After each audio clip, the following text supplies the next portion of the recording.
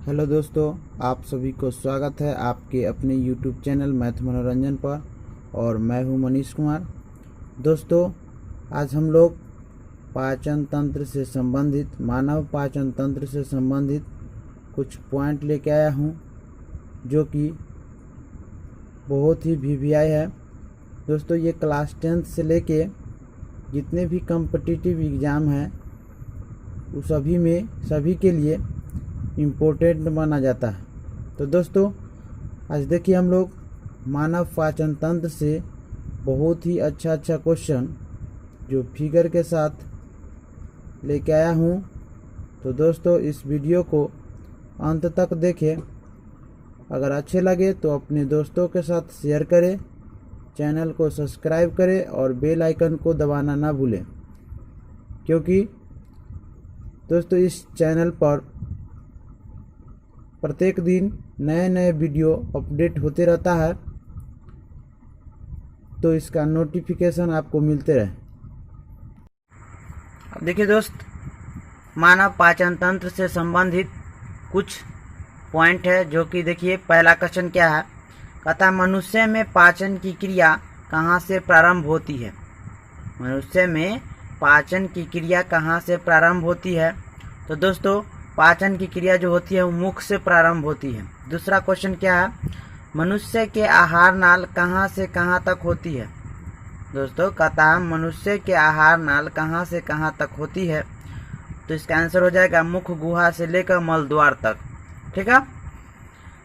तीसरा क्वेश्चन है, मनुष्य के आहार नाल की लंबाई कितनी होती है। मनुष्य के आहार नाल की लंबाई कितनी होती है। तो ये लंबाई होती है 8 से 10 मीटर। देखिए दोस्त, ये जो यहाँ से लेकर ये सब जो दूरी है ये सब आहार नाल के अंतर्गत आता है और ये मलद्वार है। ठीक है। तो यहाँ से मलद्वार से लेते हुए मुख गुहा तक ये पूरे जो होगा वो आहार नाल के अंतर्गत आता है। ठीक है। अब चौथे क्वेश्चन देखिए, कहता है वयस्क मनुष्य में मुख में कितने दांत होते हैं। तो ये 32 दांत होता है। ठीक है। वयस्क मनुष्य के मुख गुहा में कितने दांत होते हैं। तो 32 दांत होते हैं।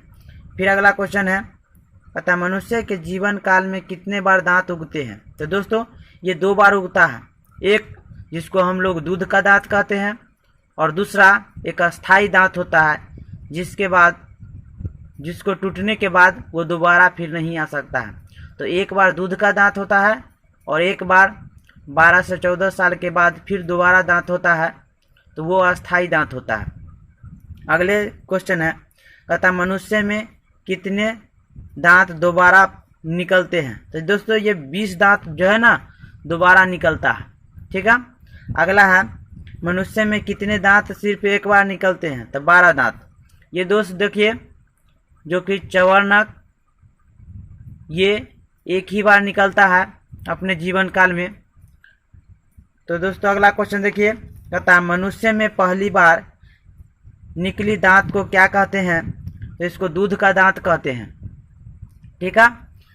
पहली बार जो दांत निकलता है, जो बच्चा में निकलता है, उसको हम लोग दूध के दांत कहते हैं।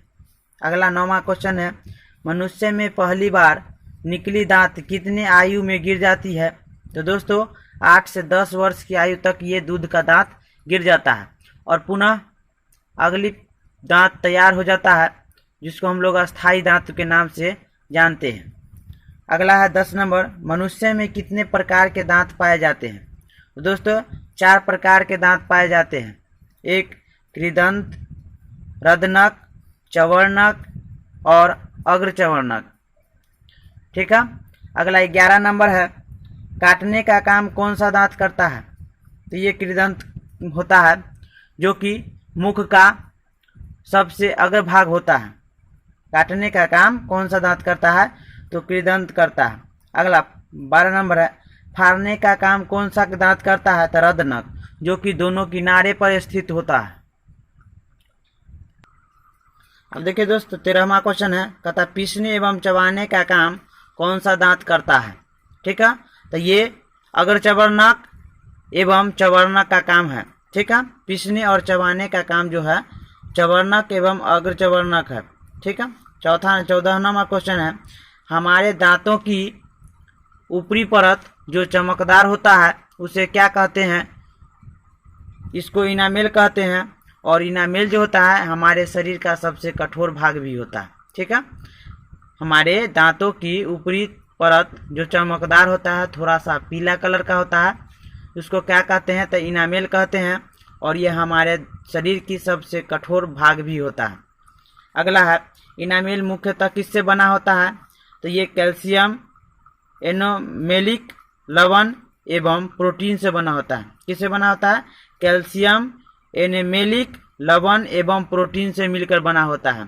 अगला क्वेश्चन है, हमारे शरीर की सबसे कठोरतम पदार्थ क्या होता है? तो ये इनामेल होता है। ठीक है। हमारे शरीर की सबसे कठोरतम पदार्थ क्या होता है? तो इनामेल होता है। अगला 17 नंबर, हमारे शरीर की सबसे मजबूत हड्डी कौन सी होती है? तो ये जबड़े की हड्डी होती है, जिसकी सहायता से दांत लगा हुआ होता है। ठीक है। जबड़े की हड्डी, हमारे शरीर की सबसे मजबूत हड्डी कौन होगा? तो जबड़े की हड्डी, जिससे दांत लगा हुआ होता है। अगला 18 नंबर, अतः मुख का पीएच मान कितना से कम होने पर दांतों का क्षय होने लगता है? तो ये 5.5 से कम होगा तो दांत क्या होगा? गिर कर टूट कर गिरने लगेगा। ठीक है। तो इसी को हम लोग क्षय कहते हैं, जिसका पीएच मान क्या होगा? 5.5 से कम। अगर इससे कम हो जाएगा तो हमारा दांत क्या होगा? टूट के गिरने लगेगा। अगला 19 नंबर, दांत मंजन, जिसको हम लोग टूथपेस्ट कहते हैं, की प्रकृति कैसी होती है? तो ये क्षारीय होती है। ठीक है। बेसिक दांत मंजन यानी टूथपेस्ट की प्रकृति कैसी होती है? तो क्षारीय होती है। अगला 12 नंबर, पायरिया रोग किससे संबंधित है? तो ये मसूड़ा से संबंधित है, जो कि इस बीमारी में कोई भी कठोर भाग को खाने में दांत से खून आ जाता है। ठीक है। यानी ब्लड आ जाता है, तो इस रोग को हम लोग पायरिया रोग कहते हैं। अगला 21 नंबर कहता है, स्वाद खट्टा मीठा एवं तीखा का पता किस अंग द्वारा लगाते हैं? यानी मुख के किस भाग द्वारा लगाया जाता है? तो ये जीभ द्वारा लगाया जाता है। ठीक है। 22 नंबर क्वेश्चन है, मीठा स्वाद का पता जीभ के किस भाग से होता है? मीठा स्वाद का पता जीभ के किस भाग से होता है? तो ये जीभ के अग्रभाग से होता है। ठीक है। अगला क्वेश्चन है, खट्टे स्वाद का पता जीभ के किस भाग से होता है? तो ये दोनों बगल वाले साइड से होते हैं, यानी जिधर से लार स्रावित होता है। ठीक है। दोनों साइड से। तो खट्टा स्वाद का पता जो है जीभ के बगल वाले भाग से या साइड वाले भाग से प्राप्त होता है। देखिए दोस्त, अगला क्वेश्चन है, तीखा स्वाद का पता जीभ के किस भाग से होता है? तो ये पश्च भाग से होता है, यानी पीछे वाले भाग से। तीखा स्वाद का पता जीभ के किस भाग से होता है? तो ये पीछे वाले स्वाद से होता है, यानी पीछे वाला भाग से, जीभ के पीछे वाले भाग से। अगला 25 नंबर क्वेश्चन है, नमकीन स्वाद का पता जीभ के किस भाग से होता है? तो ये जीभ के अग्र भाग से होता है, जो मीठा स्वाद का पता लगाता है उसी तरीका से। अगला 26 नंबर क्वेश्चन है, जीभ के ऊपरी सतह पर कई छोटे छोटे अंकुर होते हैं, जिसे क्या कहते हैं? ये स्वाद कलियां कहते हैं। इसी के सहायता से जीभ जो है वो रंग बिरंगे स्वाद को पता लगा लेता है। अगला 27 नंबर क्वेश्चन है, भोजन को निगलने में कौन मदद करता है? तो ये जीभ, जिसके सहारे हम लोग क्या करते हैं? भोजन को अंदर की ओर धक्का लगा देते हैं। ठीक है। तो उसको धक्का लगाने में कौन सहायक होता है? तो जीभ सहायक होता है। 28 नंबर क्वेश्चन, हमारे मुख का सबसे व्यस्त अंग कौन सा है? तो जीभ है। दोस्तों, खाने में भी इसका यूज होता है, बोलने में भी इसका यूज होता है, तो इसका यूज हमेशा होते रहता है, इसीलिए इसको व्यस्त अंग के नाम से भी जाना जाता है। अगला 29 नंबर क्वेश्चन है, मनुष्य के मुख में कितने लार ग्रंथियां पाई जाती है? तो 3 जोड़ी पाया जाता है। ठीक है। मनुष्य के मुख में कितने लार ग्रंथियां पाई जाती है? तो 3 जोड़ी, अर्थात 6 गो। ठीक है। वो कौन कौन है? तो पैरोटिक ग्रंथि, सबमैंडिबुलर लार ग्रंथि, तीसरा सब लिंगुअल लार ग्रंथि। ठीक है। ये 3 जोड़ा हो गया, 1 2 3, ये जोड़ा में पाया जाता है, और इस तरीका से 3 जोड़ा लार ग्रंथियां पाई जाती है। 30 नंबर क्वेश्चन है, भोजन को मुलायम बनाने में कौन मदद करता है? तो लार पैर। ठीक है। इसको मुलायम करने में, जिसकी सहायता से हम लोग को भोजन मीठा भी लगता है। ठीक है, अगला क्वेश्चन, मानव लार में कितना प्रतिशत एंजाइम होता है? तो 1% एंजाइम होता है। और अगला क्वेश्चन एक छूट गया, 31 नंबर, मानव लार में कितना प्रतिशत जल होता है? तो 99% जल होता है। ठीक है, और 1% क्या होता है? एंजाइम होता है। 33 नंबर क्वेश्चन, मानव लार में कौन सा एंजाइम पाया जाता है? तो ये टाइलिन एंजाइम पाया जाता है। कौन सा एंजाइम पाया जाता है? तो टाइलिन एंजाइम पाया जाता है। मानव लार में कौन सा एंजाइम पाया जाता है? तो टाइलिन एंजाइम पाया जाता है। अगला 34 नंबर क्वेश्चन, स्वस्थ एवं वयस्क मनुष्य में प्रतिदिन कितना लार स्रावित होता है? तो ये 1.5 लीटर स्रावित होता है, यानी 1 लीटर 500 मिलीलीटर। ठीक है, यानी स्वस्थ मनुष्य में प्रतिदिन कितना लार स्रावित होता है?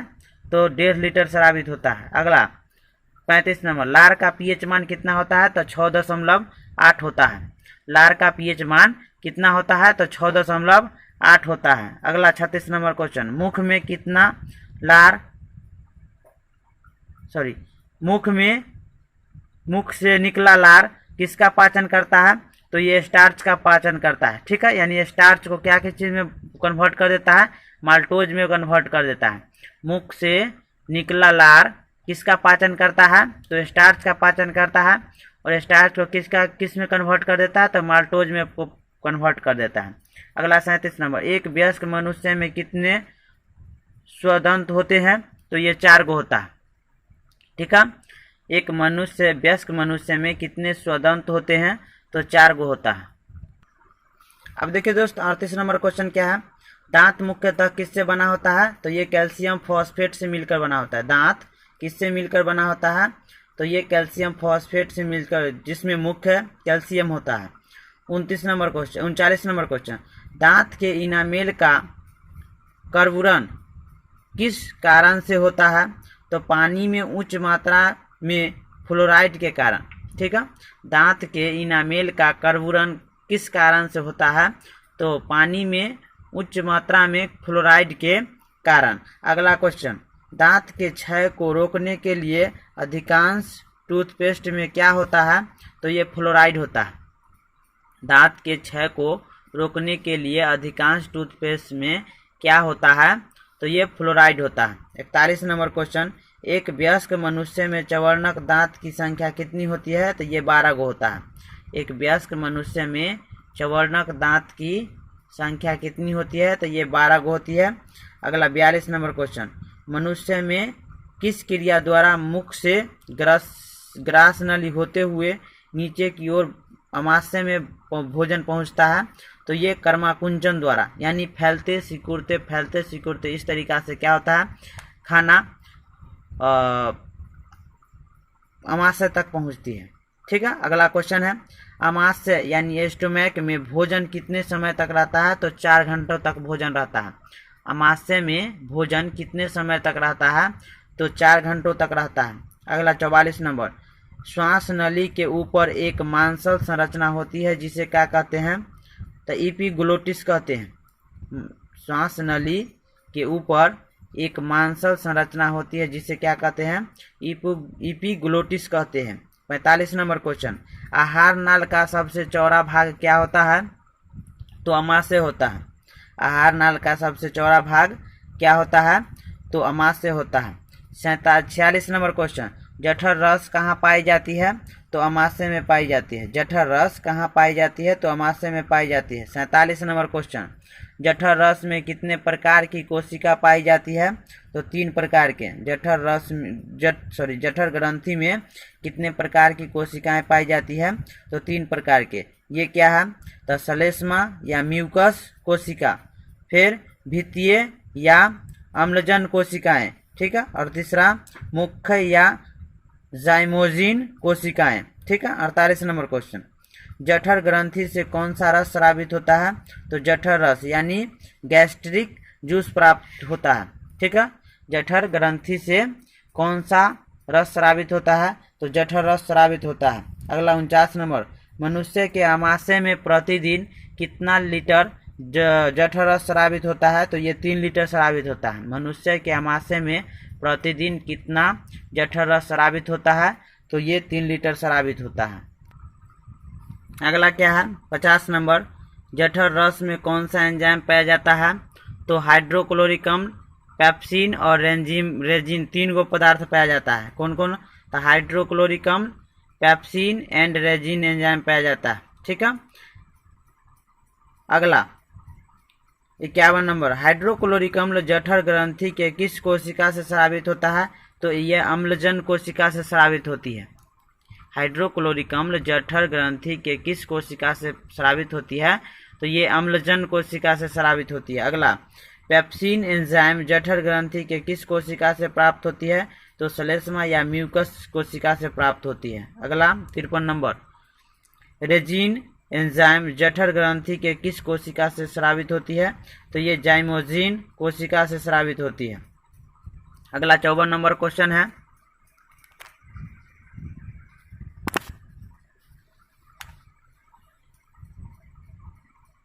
अमाशय में भोजन के साथ आए जीवाणु को कौन नष्ट करता है? तो हाइड्रोक्लोरिक अम्ल नष्ट करता है। अमाशय में भोजन के साथ आए जीवाणुओं को कौन नष्ट करता है? तो हाइड्रोक्लोरिक अम्ल। दोस्तों, हम भोजन खाते हैं तो उसमें लाखों करोड़ों कीड़ा को खाते हैं, यानी छोटे छोटे सूक्ष्म जीव को खाते हैं, तो उसको नष्ट करने का काम जो है वो कौन करता है? तो हाइड्रोक्लोरिक अम्ल करता है। अगला, अमाशय में भोजन को पचाने में कौन सहायक होता है? तो हाइड्रोक्लोरिक अम्ल सहायक होता है। ठीक है। अगला क्वेश्चन, भोजन में उपस्थित प्रोटीन को कौन सा एंजाइम पेप्टोन में बदलता है? तो ये पेप्सिन एंजाइम है। ठीक है। भोजन में उपस्थित प्रोटीन को कौन सा एंजाइम जो है वो उसको पेप्टोन में कन्वर्ट कर देता है, यानी बदल देता है, तो ये पेप्सिन एंजाइम हो जाएगा। अगला 57 नंबर क्वेश्चन, दूध को पचाने में कौन सा एंजाइम सहायक होता है? तो रेजिन एंजाइम पाया जाता है। इस तरीका के एंजाइम बच्चों में बहुत ही इम्पोर्टेंट माना जाता है। दूध को पचाने में कौन सा एंजाइम सहायक होता है? तो रेजिन एंजाइम सहायक होता है, रेनिन एंजाइम। 58 नंबर, मानव आहार नाल में वसा का पाचन कहाँ प्रारंभ होती है? कहाँ से प्रारंभ? तो अमाशय से होती है। मानव आहार नाल में वसा का पाचन कहाँ से प्रारंभ होती है? तो ये आहार नाल से प्रारंभ होती है। अगला 59 नंबर, मानव अमाशय में वसा का आंशिक पाचन किस एंजाइम द्वारा होता है? तो गैस्ट्रिक लाइपेज एंजाइम द्वारा होता है। ठीक है। मानव अमाशय में वसा का आंशिक पाचन किस एंजाइम द्वारा होता है? तो गैस्ट्रिक लाइपेज एंजाइम द्वारा होता है। अगला क्वेश्चन, गैस्ट्रिक लाइपेज एंजाइम वसा को किस में बदलता है? तो वसा अम्ल को ग्लिसरॉल में बदल देता है। ठीक है। गैस्ट्रिक एंजाइम लाइपेज एंजाइम वसा को किस में बदलता है? तो वसा अम्ल एवं ग्लिसरॉल में बदल देता है। अगला क्वेश्चन है 61 नंबर, आहार नाल का सबसे लंबा भाग कौन होता है? तो छोटी आंत होता है। आहार नाल का सबसे लंबा भाग कौन होता है? तो ये छोटी आंत होता है। 62 नंबर, छोटी आंत की लंबाई कितनी होती है? तो 6 से 7 मीटर होता है। छोटी आंत की लंबाई कितनी होती है? तो 6 से 7 मीटर होता है। अब देखिए दोस्तों, अगला क्वेश्चन है, छोटी आंत की चौड़ाई कितनी होती है? तो 2.5 सेंटीमीटर होता है। ठीक है। छोटी आंत की चौड़ाई कितनी होती है? तो 2.5 सेंटीमीटर होता है। अगला 64 नंबर क्वेश्चन, सबसे अधिक पाचन की क्रिया आहार नाल के किस भाग में होती है? तो छोटी भाग में होती है, छोटी आंत में होता है। सबसे अधिक पाचन की क्रिया आहार नाल के किस भाग में होती है? तो छोटी आंत में होती है। अगला 65 नंबर, शाकाहारी जंतुओं में मांसाहारी जंतुओं की अपेक्षा छोटी आंत की लंबाई क्या होती है? तो अधिक होती है, यानी शाकाहारी में छोटी आंत की लंबाई ज़्यादा होती है और मांसाहारी जंतुओं में छोटी आंत की लंबाई कम होती है। अगला 66 नंबर, छोटी आंत को कितने भागों में बांटा गया है? तो 3 भागों में बांटा गया है। छोटी आंत को कितने भागों में बांटा गया है? तो 3 भागों में बांटा गया है। पहला ग्रहणी, दूसरा जेजुनम और तीसरा इलियम। ठीक है। ये छोटी आंत की सबसे लंबी भी होती है, इलियम। ठीक है। अगला क्वेश्चन 67, छोटी आंत की सबसे लंबी भाग को क्या कहते हैं? तो इलियम कहते हैं। ठीक है। छोटी आंत की सबसे लंबी भाग को क्या कहते हैं? तो इलियम कहते हैं। 68 नंबर, सबसे अधिक पाचन छोटी आंत के किस भाग में होता है? तो इलियम में ही होता है। सबसे अधिक पाचन की क्रिया छोटी आंत के किस भाग में होती है? तो इलियम में होता है। 59 नंबर क्वेश्चन, 69 नंबर क्वेश्चन, पचे हुए भोजन का अवशोषण छोटी आंत के किस भाग में होता है? तो इलियम में ही होता है। पचे हुए भोजन का अवशोषण छोटी आंत के किस भाग में होती है? तो इलियम में ही होती है। 70 नंबर क्वेश्चन, अग्नाशयी रस में कौन कौन से एंजाइम पाया जाता है? अग्नाशयी रस में कौन कौन से एंजाइम पाया जाता है? तो ये कौन कौन से एंजाइम है? तो ट्रिप्सिन, इमाइलेज, लाइपेज और न्यूक्लियस। ठीक है, 4 प्रकार के एंजाइम अग्नाशयी रस में पाया जाता है। कौन कौन? तो ट्रिप्सिन, एमाइलेज, लाइपेज और न्यूक्लियस। ठीक है, यानी 4 प्रकार के एंजाइम पाया जाता है। अगला, ट्रिप्सिन एंजाइम प्रोटीन को किस में बदल देता है? तो ये पेप्टाइड में बदल देता है। ठीक है, किस में बदलता है? पेप्टाइड में। ट्रिप्सिन एंजाइम प्रोटीन को किस में बदलता है? तो पेप्टाइड में बदल देता है। अगला क्वेश्चन 72 नंबर, लाइपेज एंजाइम किसे पाचन में सहायक होता है? तो वसा के पाचन में सहायक होता है। लाइपेज एंजाइम किसे पाचन में सहायक होता है? तो वसा के पाचन में सहायक होता है। छोटे छोटे वसीय कणों में तोड़ देता है उसको। अगला, बड़ी आंत कितने भागों में बांटा गया है? तो ये 2 भाग में बांटा जाता है। ठीक है, एक कोलम और दूसरा मलाशय, या उसी को हम लोग कहते हैं रेक्टम, जहां मल जमा रहता है। बड़ी आंत कितने भागों में बांटा गया है? तो 2 भागों में, कोलम एवं मलाशय या रेक्टम। 74 नंबर क्वेश्चन, छोटी आंत तथा बड़ी आंत के जोड़ पर एक छोटी नली होती है, उसे क्या कहते हैं? तो सीकम कहते हैं। ठीक है, छोटी आंत तथा बड़ी आंत के जोड़ पर एक छोटी नली होती है, उसे क्या कहते हैं? तो सीकम कहते हैं। देखिए दोस्तों, अगला 75 नंबर क्वेश्चन क्या है? मनुष्य के शरीर में अवशेषी अंग को क्या कहते हैं? अपेंडिक्स कहते हैं। इसका शरीर में कोई काम नहीं है, इसीलिए इसका क्या कहते हैं? इसको क्या कहते हैं? अपेंडिक्स कहते हैं।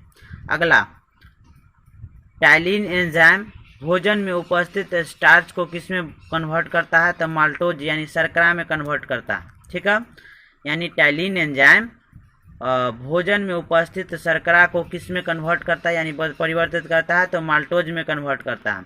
अगला 77 number question, maltase enzyme maltose को किस में बदल देता है? तो ये ग्लूकोज में बदल देता है। ठीक है, माल्टेज एंजाइम माल्टोज को किस में बदल देता है? तो ग्लूकोज में बदल देता है। 78 नंबर क्वेश्चन, जठर रस में कितना प्रतिशत जल होता है? तो 90% जल होता है। जठर रस में कितना प्रतिशत जल होता है? तो 90% जल होता है। अगला 79 नंबर क्वेश्चन, कौन सा एंजाइम पेप्टोन को तथा प्रोटीन को एमिनो अम्ल में परिवर्तित करता है? तो ट्रिप्सिन एंजाइम। कौन सा एंजाइम पेप्टोन को तथा प्रोटीन को एमिनो अम्ल में परिवर्तित करता है? तो ट्रिप्सिन एंजाइम। अगला 80 नंबर क्वेश्चन, कौन सा एंजाइम मांड तथा ग्लाइकोजन को घुलनशील शर्करा में परिवर्तित करता है? तो एमिलोप्सिन। ठीक है, एमिलोप्सिन एंजाइम का नाम है। कौन सा एंजाइम मांड एवं ग्लाइकोजन को घुलनशील शर्करा में परिवर्तित करता है? तो एमिलोप्सिन। अगला 81 नंबर, कौन सा एंजाइम माल्टोज को ग्लूकोज में परिवर्तित करता है? तो माल्टेज एंजाइम। कौन सा एंजाइम माल्टोज को ग्लूकोज में परिवर्तित करता है? Maltase enzyme. 62 number question, 82 number question, कौन सा एंजाइम माल्टोज को ग्लूकोज में परिवर्तित करता है? तो इन्वर्टेज एंजाइम। अगला, कौन सा एंजाइम जो है माल्टोज को ग्लूकोज में परिवर्तित करता है? तो इन्वर्टेज एंजाइम। अगला 83 नंबर क्वेश्चन है, कौन सा एंजाइम लैक्टोज को ग्लूकोज तथा गैलेक्टोज में बदलता है? तो लैक्टेस एंजाइम। ठीक है, कौन सा एंजाइम लैक्टोज को ग्लूकोज तथा लैक्टोज में बदलता है? तो लैक्टेस एंजाइम होगा। ठीक है, अगला 84 नंबर क्वेश्चन है कि प्रोटीन के पाचन में कौन सा एंजाइम सहायक होता है? तो ट्रिप्सिन एंजाइम सहायक होगा। ठीक है, प्रोटीन के पाचन में कौन सा एंजाइम सहायक होता है? तो ट्रिप्सिन एंजाइम सहायक होता है। अगला 85 नंबर है, कार्बोहाइड्रेट के पाचन में कौन सा एंजाइम सहायक होता है? तो एमाइलेज एंजाइम सहायक होता है। 85 नंबर क्वेश्चन है, कार्बोहाइड्रेट के पाचन में कौन सा एंजाइम सहायक होता है? तो एमाइलेज एंजाइम सहायक। अगला और लास्ट क्वेश्चन है, वसा के पाचन में कौन सा एंजाइम सहायक होता है? तो लाइपेज एंजाइम सहायक होता है। वसा के पाचन में कौन सा एंजाइम सहायक होता है? तो लाइपेज एंजाइम सहायक होता है। तो दोस्तों, आज का वीडियो हम लोग को यहीं तक होता है। ठीक है, तो हम लोग फिर ठीक है दोस्तों, तो हम लोग फिर अगले वीडियो में मिलेंगे। तो धन्यवाद, थैंक यू, ओके बाय।